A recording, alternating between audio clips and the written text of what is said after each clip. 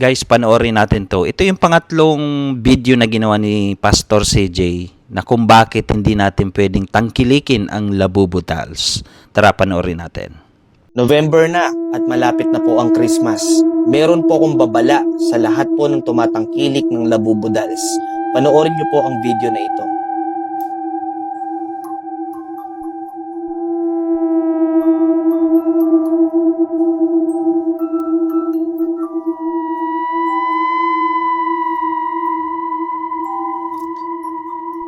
Christmas tree. Grabe no, dito Na sa punong-puno video ng Labubu na Dolls.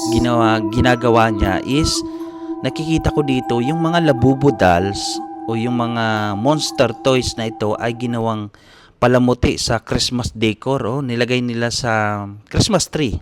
So, di ko alam kung tama ba ito. So, panoorin natin uli. Okay, so anong meron sa video na ito? Kung papansinin po natin yung Christmas tree, punong-puno ng Labubu Dolls, maybe para sa iyo ang video na ito ay sobrang cute, pero para sa isang tunay na Kristiyano at Biblia ang pananampalataya, hindi po ito cute. Paano ko nasabi? Pakinggan mo itong mabuti. Una, kung papansinin mong mabuti, merong isang doll na tila baga itsurang bungo. Yan yata si Tay Coco. Ito kasing bungo na ito ay sumisimbolo sa kamatayan, na which is alam natin sa Halloween ay pinagbabawal ng Diyos.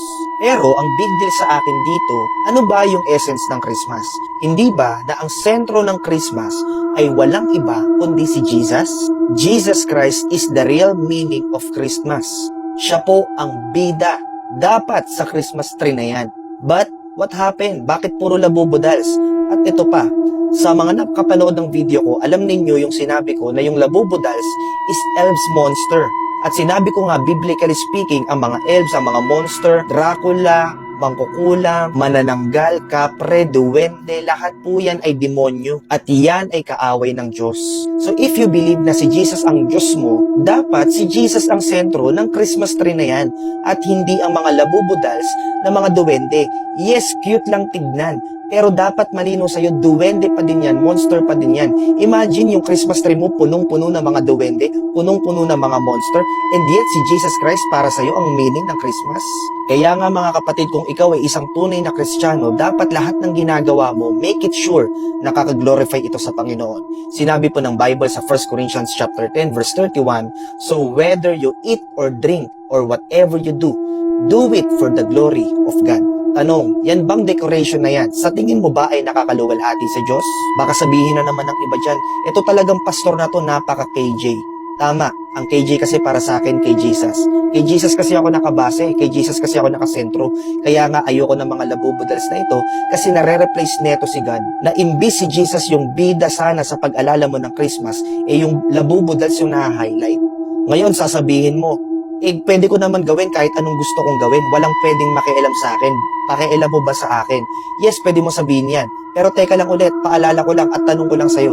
Di ba Kristiyano ka? At di ba Biblia ang pananampalataya mo? Teka, ano bang sabi ng Biblia?